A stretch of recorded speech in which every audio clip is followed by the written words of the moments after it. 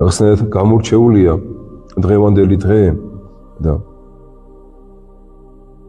იწოდება შენდობის კვირად. დღეს ჩვენ ყველამ ერთმანეთს შენდობა უნდა ვთხოვოთ. კარგად იცით თქვენ, რომ სულ რამოდენიმე წელია, რაც დამადგინდა უფალმა თქვენთან, თქვენს გვერდით. ალბათ რა ვიცი, ბევრისთვისაც გულის მიტკენინებია. ალბათ ბევრთან ცოტა ისეთი კახური სიხისტე გამომიჩენია, ასე რომ თქვა, ჯიუტობა ან რაღაცა გულფიცხელობა.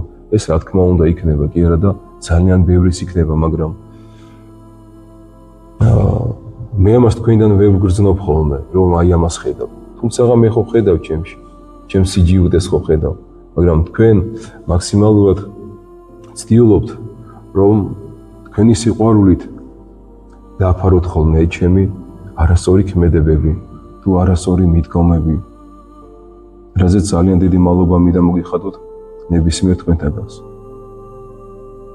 და შენდობა მინდა გთხოვოთ ღვთის წინაშე, ჯერ უპირველესად რა თქმა უნდა ღმერთს და შემდგომ თქვენ, ჩემი არასწორი საქციელებისთვის, ჩემი არასწორი ქმედებებისთვის, თუნდაც სიტყვით, თუნდაც საქმით, თუნდაც ნებით ან უნებლიეთ, ამას არანაირი მნიშვნელობა არ აქვს. შენდობას გთხოვთ, ღმერთმა დაგლოცოთ. გაგახაროთ ღმერთმა და ღმერთმა შეგინდოთ თქვენ, გაგაძლიეროთ და გამიმრავლოს თქვენი თავი.